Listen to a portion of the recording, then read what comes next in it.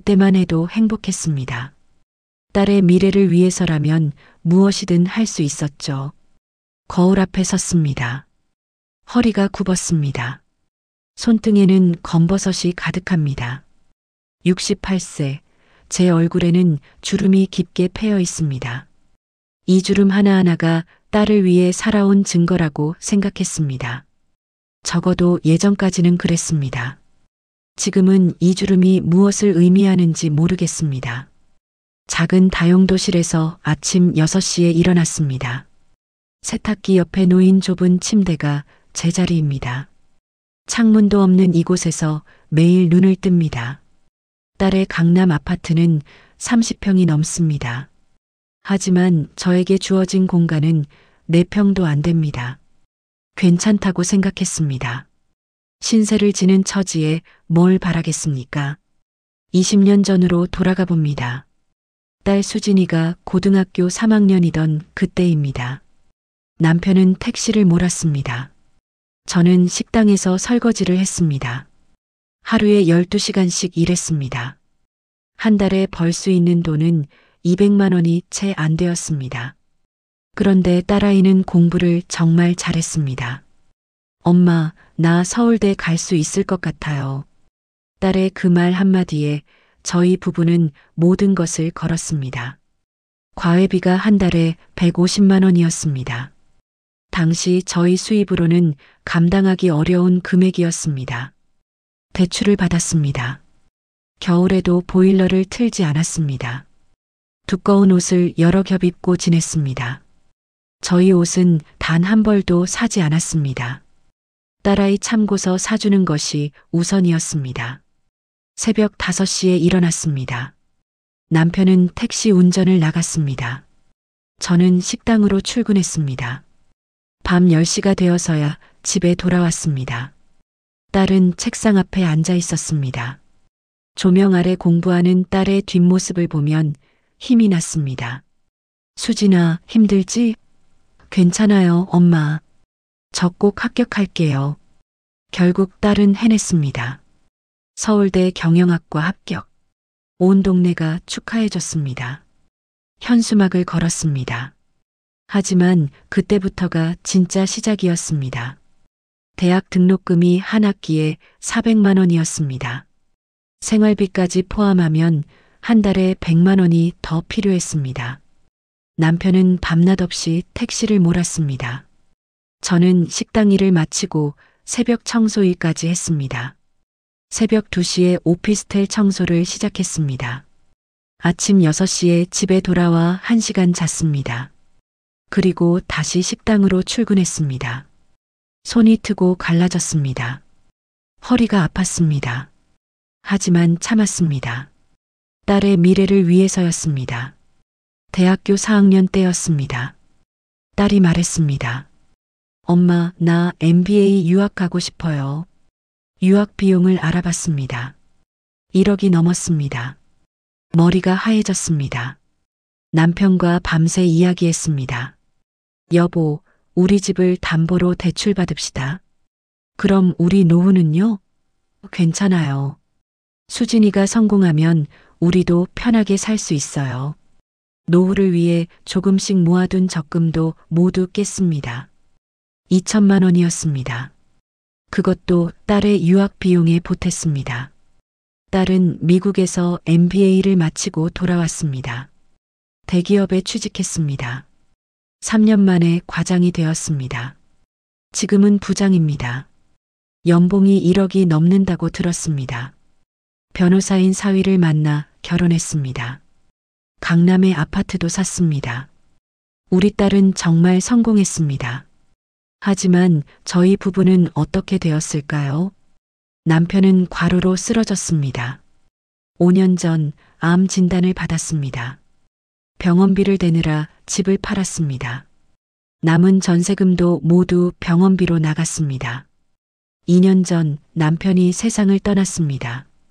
임종 직전 남편이 제 손을 꼭 잡았습니다. 여보, 우리 잘한 거 맞지? 그럼요. 수진이는 잘 됐잖아요. 그래, 다행이야. 우리 딸 성공했으니까. 남편의 눈이 천천히 감겼습니다. 저는 울었습니다. 하지만 속으로는 확신이 서지 않았습니다. 정말 잘한 걸까요? 남편이 세상을 떠난 후 저는 갈 곳이 없었습니다. 국민연금은 한 달에 35만 원입니다. 기초노령연금까지 합쳐도 60만 원이 전부입니다. 월세방 하나 구하기도 빠듯한 금액입니다.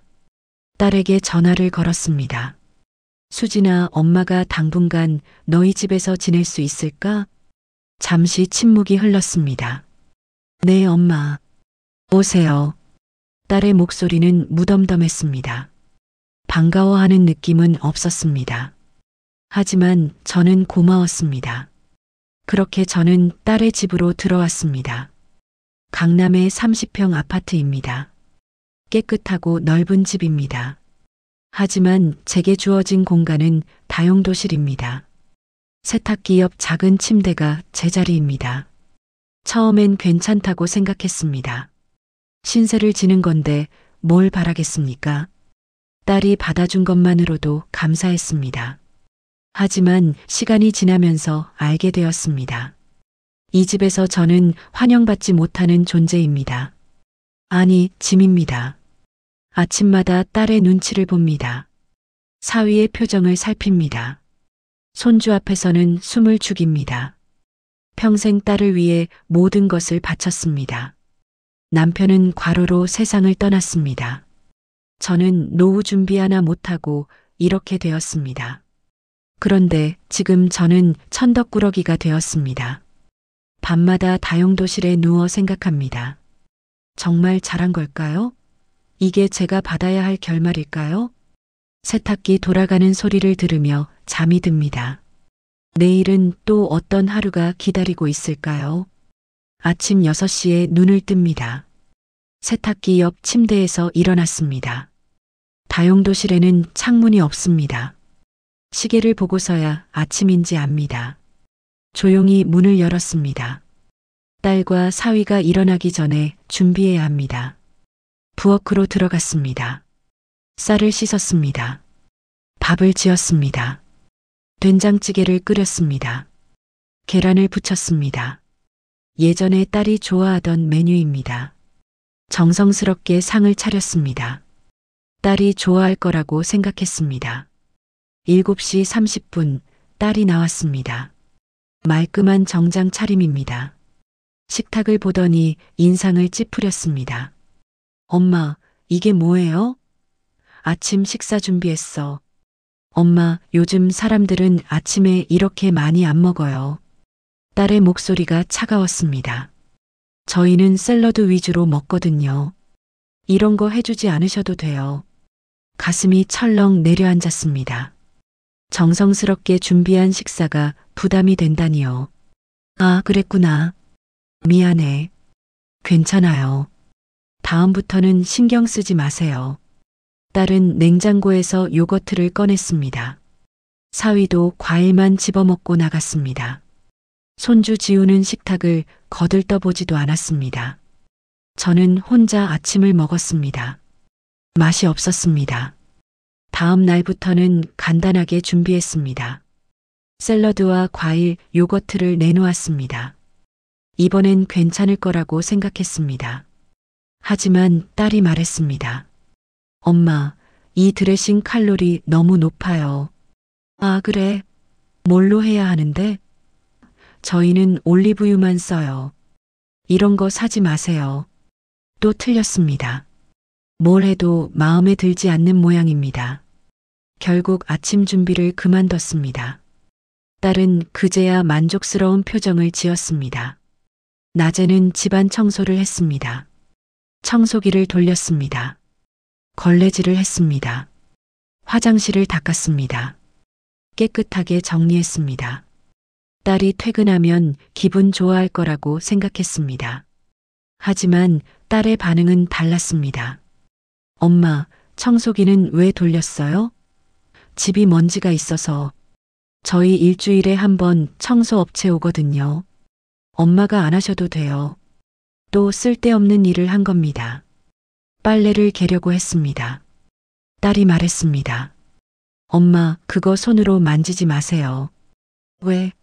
엄마가 개켜줄게. 드라이클리닝 맡길 거예요. 손상되면 안 돼요. 손상된다는 말에 손을 뗐습니다. 제 손이 더러운 것처럼 느껴졌습니다.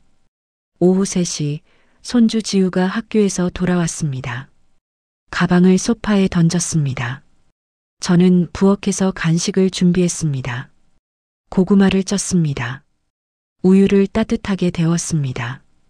예전에 딸이 좋아하던 간식입니다. 지우야, 할머니가 간식 준비했어. 싫어요. 저 이런 거 안 먹어요. 10살짜리 아이의 입에서 나온 말입니다. 그럼 뭐 먹고 싶은데? 엄마가 사온 거 먹을래요. 할머니 거는 싫어요. 가슴이 아팠습니다. 하지만 참았습니다. 손주의 숙제를 봐주려고 했습니다. 책상 옆에 앉았습니다. 할머니가 도와줄까? 할머니는 요즘 교육과정 모르잖아요. 지우의 목소리에는 무시가 담겨 있었습니다. 그래도 할머니가 옛날에는 공부 좀 했는데 옛날이랑 지금이랑 달라요. 괜찮아요. 손주는 저를 쳐다보지도 않았습니다. 저녁 7시 가족들이 모였습니다. 딸과 사위, 손주가 식탁에 둘러앉았습니다. 저도 자리에 앉으려고 했습니다. 딸이 말했습니다. 엄마, TV 보고 계세요. 응? 나도 같이 먹으면 안 돼? 저희 가족끼리 얘기 좀 할게요. 지우 교육 문제도 상의해야 하고요. 가족끼리라는 말에 저는 그 가족에 포함되지 않았습니다. 거실로 물러났습니다. TV를 켰습니다. 소리가 들리지 않았습니다. 식탁에서 웃음소리가 들렸습니다. 딸과 사위가 이야기를 나눴습니다. 손주가 장난을 쳤습니다. 저는 그 장면을 멀리서 바라봤습니다. 투명 인간이 된 기분이었습니다. 식사가 끝났습니다. 설거지가 제 몫이었습니다. 당연한 일이라고 생각했습니다. 그릇을 닦으면서 눈물이 났습니다. 소리 내지 않고 울었습니다. 밤 10시 다용도실로 들어가려던 참이었습니다. 딸의 방에서 소리가 들렸습니다. 문틈으로 대화가 새어나왔습니다. 사위의 목소리였습니다. 여보, 엄마 언제까지 우리 집에 계실 거야? 숨이 멎었습니다. 문 앞에 멈춰 섰습니다. 딸이 한숨을 쉬었습니다. 나도 모르겠어요. 벌써 6개월이 넘었잖아. 알아요. 근데 어쩌겠어요. 갈 데가 없는데. 사위가 말했습니다. 그래도 너무 오래 계시는 것 같은데. 우리 프라이버시도 없고. 저도 불편해요. 근데 쫓아낼 수는 없잖아요. 쫓아내라는 게 아니라 방법을 찾아야지. 딸이 낮게 말했습니다. 요양원 같은데 알아볼까요? 그게 나을 것 같은데요. 엄마도 편하실 거고. 저는 그 자리에서 얼어붙었습니다. 요양원이라니. 저를 요양원에 보내려고 합니다. 아직 건강한데 말입니다. 다용도실로 들어왔습니다. 문을 닫았습니다. 침대에 앉았습니다. 가슴이 터질 것 같았습니다. 내가 짐이구나. 환영받지 못하는 존재구나. 평생 딸을 위해 살았습니다. 남편은 과로로 죽었습니다. 저는 노후 준비 하나 못했습니다. 그런데 지금 저는 쫓겨날 처지입니다. 세탁기 위에 놓인 작은 거울을 봤습니다. 68세 노파의 얼굴이 비쳤습니다. 초라했습니다. 눈물이 흘렀습니다. 소리 내지 않고 울었습니다. 이 집에서는 우는 것조차 조심해야 합니다. 하지만 눈물 속에서 한 가지 생각이 떠올랐습니다. 이대로는 안 되겠다. 더는 이렇게 살 수 없다. 무엇을 해야 할지는 모르겠습니다. 하지만 변화가 필요합니다. 침대에 누웠습니다. 천장을 바라봤습니다. 세탁기 돌아가는 소리가 들렸습니다. 내일도 똑같은 하루가 올 겁니다. 딸의 눈치를 보고 사위의 표정을 살피고 손주에게 무시당하는 하루. 하지만 언제까지 이럴 수는 없습니다. 뭔가 달라져야 합니다. 제 인생이 이대로 끝날 수는 없습니다. 어둠 속에서 천천히 눈을 감았습니다. 내일은 조금 다른 하루가 되기를 바라며 더는 짐이 되지 않겠다고 다짐했습니다. 스스로 할 수 있는 일을 찾기로 했습니다. 아침에 일어나도 부엌에 가지 않았습니다. 청소도 하지 않았습니다. 그저 다용도실에서 조용히 지냈습니다. 딸이 물었습니다. 엄마, 어디 아프세요? 아니, 괜찮아. 그럼 왜 가만히 계세요? 너희한테 부담 주기 싫어서. 딸은 고개를 끄덕였습니다. 안도하는 표정이었습니다. 저는 하루 종일 다용도실에 있었습니다. TV를 봤습니다. 책을 읽었습니다. 시간이 느리게 흘렀습니다. 외로웠습니다. 하지만 눈치 보는 것보다는 나았습니다. 복지관 전화번호를 찾아봤습니다. 노인 일자리가 있는지 알아보려고 했습니다. 하지만 용기가 나지 않았습니다. 딸에게 말하면 뭐라고 할까요? 아직은 때가 아닌 것 같았습니다. 일주일 후 손주 지우의 생일이었습니다. 딸이 케이크를 주문했습니다. 사위가 비싼 장난감을 샀습니다. 저도 뭔가 준비하고 싶었습니다. 손주에게 미움받더라도 할머니니까요. 마트에 갔습니다. 책 코너를 둘러봤습니다. 3만 원짜리 위인전을 골랐습니다. 제가 가진 돈 중 큰 금액이었습니다. 하지만 손주 생일인데 그 정도는 해야겠다고 생각했습니다. 집에 돌아와 정성껏 포장했습니다. 미역국도 끓였습니다. 딸이 어렸을 때 생일이면 꼭 끓여주던 국입니다. 손이 떨렸습니다. 이번에는 좋아해 주겠지요. 할머니 정성을 알아주겠지요. 저녁 7시 식탁에 케이크를 놓았습니다. 초를 켰습니다. 지우가 소원을 빌었습니다. 선물 시간이 왔습니다. 사위가 먼저 최신 태블릿을 줬습니다. 지우의 눈이 반짝였습니다. 와, 아빠 최고. 딸이 명품 가방을 줬습니다. 지우가 환호했습니다. 엄마 사랑해. 제 차례가 왔습니다. 떨리는 손으로 선물을 내밀었습니다. 지우야, 할머니가 준비한 선물이야. 지우가 포장을 뜯었습니다. 표정이 굳었습니다. 책이야? 나 이런 거 안 읽는데. 선물을 탁자 한쪽에 던졌습니다. 소리가 크게 났습니다. 저는 당황했습니다. 아무 말도 나오지 않았습니다. 딸이 말했습니다. 엄마, 요즘 애들은 그런 거 안 좋아해요. 목소리가 차가웠습니다. 쓸데없이 돈 쓰지 마세요. 어차피 엄마 돈도 없잖아요. 식탁 위에 침묵이 흘렀습니다. 사위는 어색하게 웃었습니다. 지우는 태블릿만 만지작거렸습니다. 가슴이 무너져 내렸습니다. 딸의 시선이 냄비로 향했습니다. 그리고 엄마, 미역국은 왜 끓였어요? 목소리가 날카로웠습니다. 지우 생일이라서. 지우는 미역국 안 먹는다고 했잖아요. 내가 어렸을 때는 좋아했는데. 딸이 한숨을 쉬었습니다. 엄마, 그게 언제 얘긴데요? 지금이 몇 년도예요? 또 한숨을 쉬었습니다.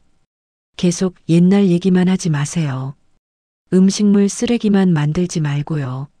말 한마디 한마디가 칼처럼 꽂혔습니다. 손주 지우가 킥킥 웃었습니다. 할머니는 꼰대야. 제 얼굴을 보며 말했습니다. 학교에서 배웠어. 꼰대는 옛날 얘기만 한데. 식탁에서 웃음이 터져 나왔습니다. 사위가 웃었습니다. 딸도 미소를 지었습니다. 저만 웃지 못했습니다. 눈물이 핑 돌았습니다. 참았습니다.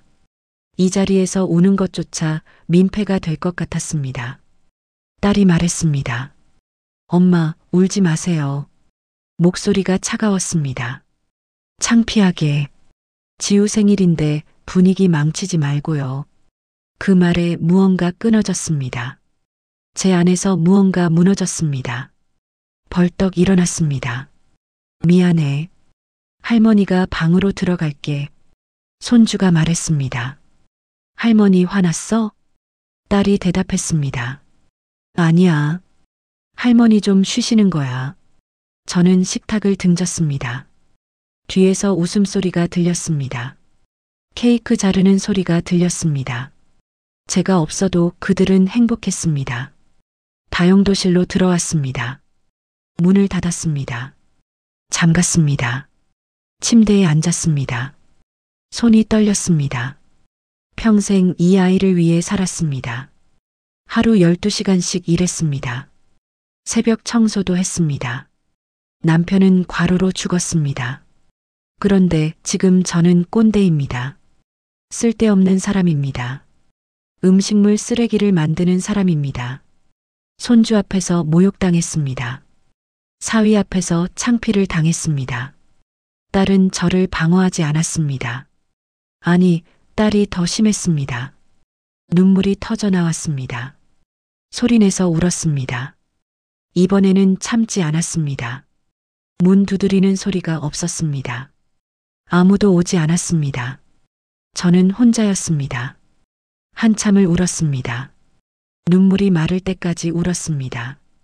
그리고 결심했습니다. 떠나야겠다. 이 집에서 나가야겠다. 어디로 갈지는 모릅니다. 어떻게 살지도 모릅니다. 하지만 여기서는 더는 못 살겠습니다. 거울을 봤습니다. 눈이 퉁퉁 부은 제 얼굴이 보였습니다. 68세입니다. 늦었습니다. 하지만 이대로 죽을 수는 없습니다. 작은 가방을 꺼냈습니다. 옷을 넣기 시작했습니다. 많지 않았습니다. 통장을 확인했습니다. 300만 원이 전부였습니다. 남편이 남긴 돈입니다.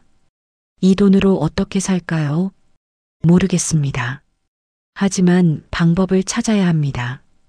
다음 날 아침 식탁에 앉았습니다. 딸이 커피를 마시고 있었습니다. 조용히 말했습니다. 수진아. 네, 엄마. 엄마 나갈게. 딸의 손이 멈췄습니다. 뭐라고요? 혼자 살아볼게. 잠시 침묵이 흘렀습니다. 엄마, 돈도 없으면서 어떻게 혼자 살아요? 딸의 목소리에는 걱정이 없었습니다.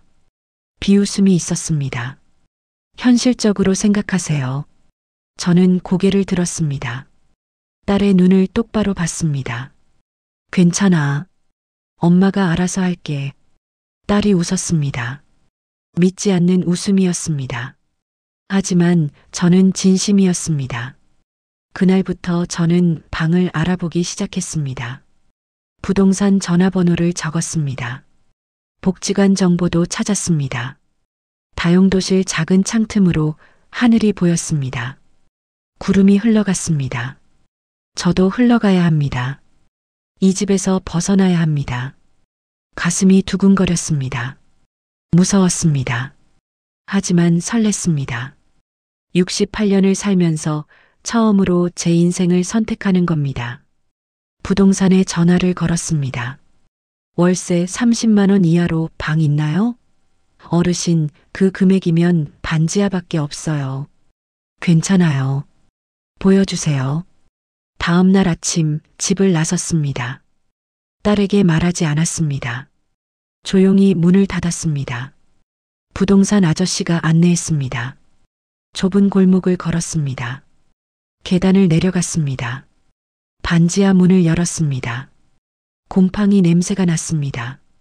창문은 천장 가까이 작게 붙어 있었습니다. 4평입니다. 보증금 300만 원에 월세 30만 원이에요. 방을 둘러봤습니다. 화장실이 있었습니다. 작은 싱크대가 있었습니다. 그게 전부였습니다. 여기로 할게요. 부동산 아저씨가 놀란 표정을 지었습니다. 어르신, 다른 데도 보실래요? 괜찮아요. 여기가 좋아요.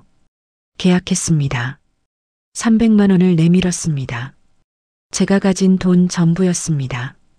손이 떨렸습니다. 하지만 후회하지 않았습니다. 집으로 돌아왔습니다.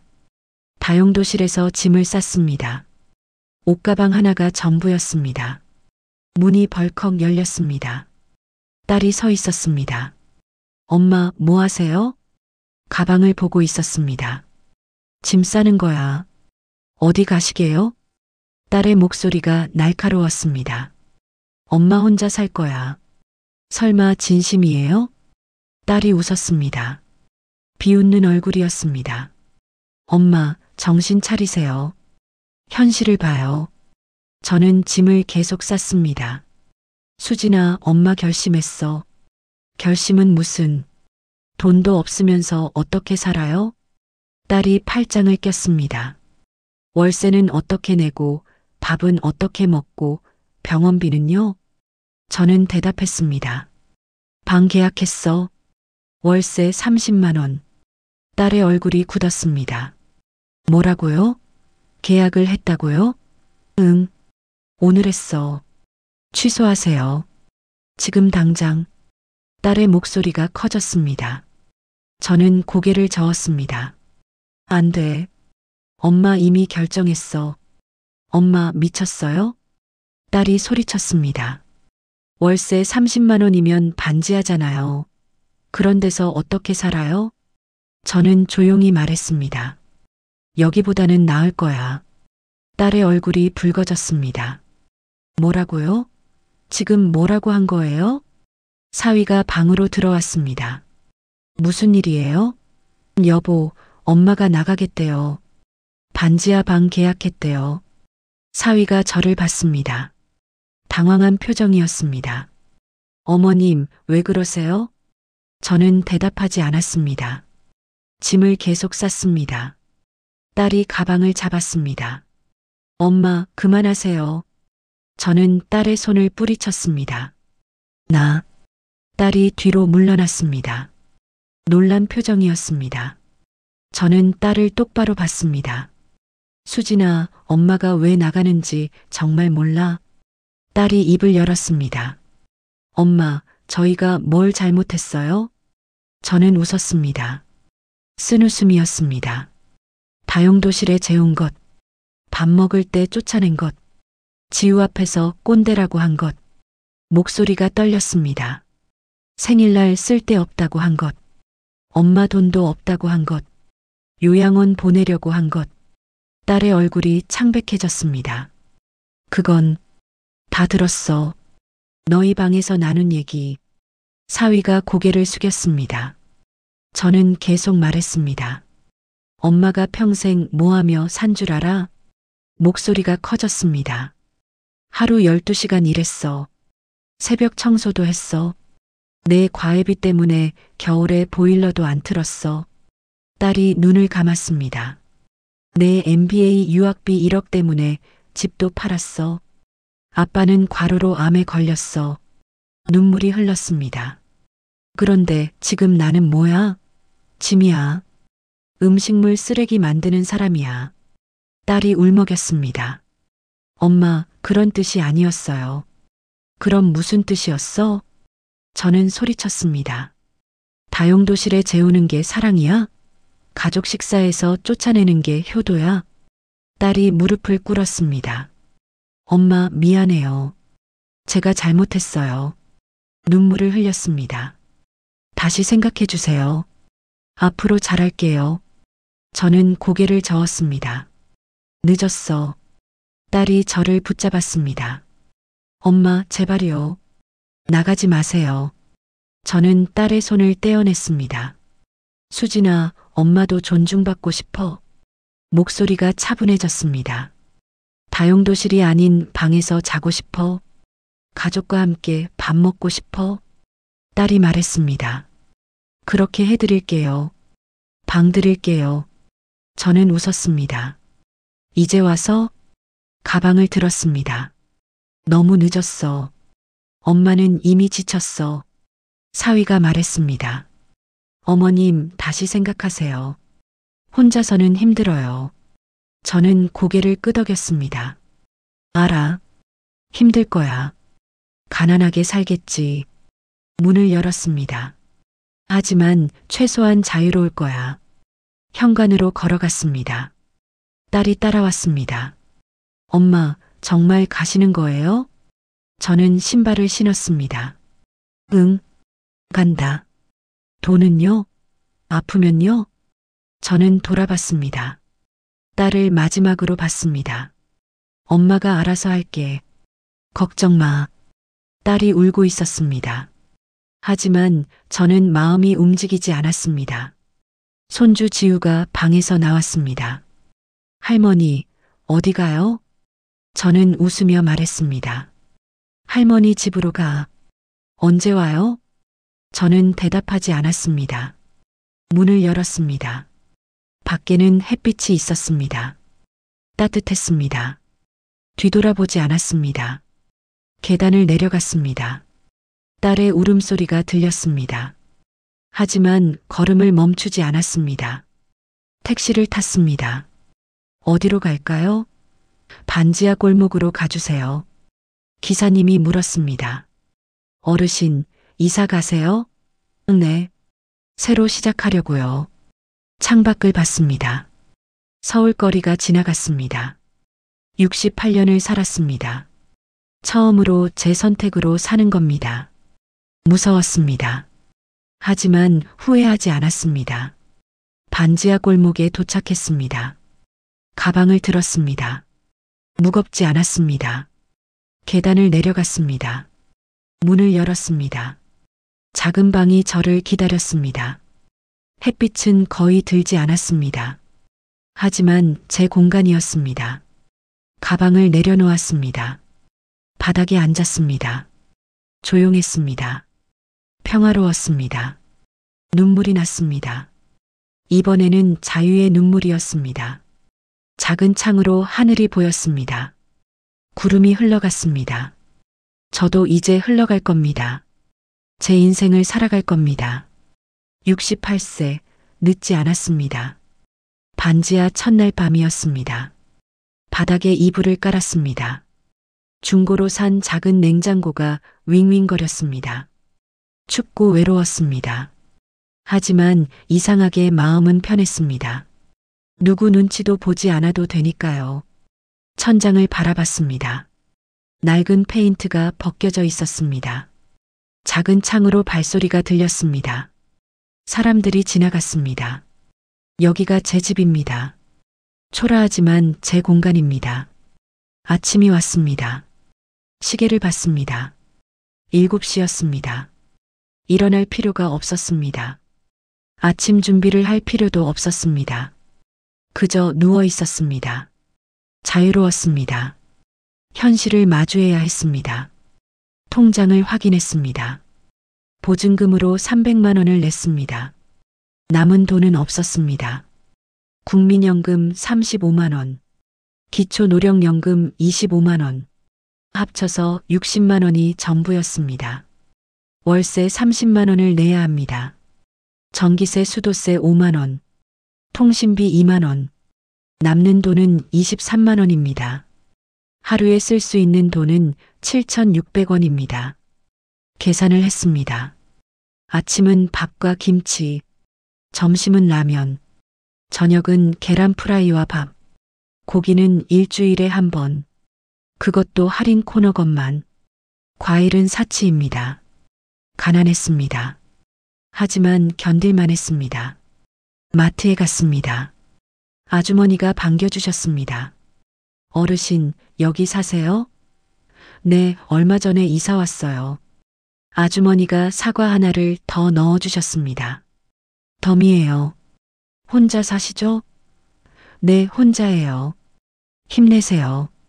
그 작은 친절이 가슴을 따뜻하게 했습니다. 복지관을 찾아갔습니다. 노인 일자리 사업을 알아봤습니다. 공원 정리일이 있어요. 주 3회, 하루 3시간이요. 담당자가 말했습니다. 한 달에 27만 원 드려요. 계산을 했습니다. 60만 원에 27만 원을 더하면 87만 원입니다. 월세와 공과금을 내도 50만 원이 남습니다. 할게요. 다음 주부터 공원에 나갔습니다. 낙엽을 쓸었습니다. 화단을 정리했습니다. 벤치를 닦았습니다. 처음에는 힘들었습니다. 허리가 아팠습니다. 손이 터졌습니다. 하지만 점점 익숙해졌습니다. 함께 일하는 분들이 있었습니다. 비슷한 나이의 할머니들이었습니다. 영숙 씨, 오늘도 수고하셨어요. 정희 씨도요. 일을 마치고 복지관에서 점심을 먹었습니다. 무료 급식이었습니다. 혼자 먹는 라면보다 훨씬 맛있었습니다. 무엇보다 사람들과 이야기를 나눌 수 있었습니다. 복지관에서 서예 교실을 시작했습니다. 무료 프로그램이었습니다. 붓을 잡았습니다. 먹을 갈았습니다. 천천히 글씨를 썼습니다. 마음이 차분해졌습니다. 선생님이 제 글씨를 보셨습니다. 영숙 씨, 소질 있으시네요. 칭찬을 받았습니다. 얼마만인지 모르겠습니다. 가슴이 뿌듯했습니다. 겨울이 왔습니다. 반지 안은 추웠습니다. 보일러를 최대한 아껴야 했습니다. 옷을 여러 겹 입었습니다. 핫팩을 품에 안고 잤습니다. 이불을 2장 덮었습니다. 춥고 힘들었습니다. 하지만 견딜만 했습니다.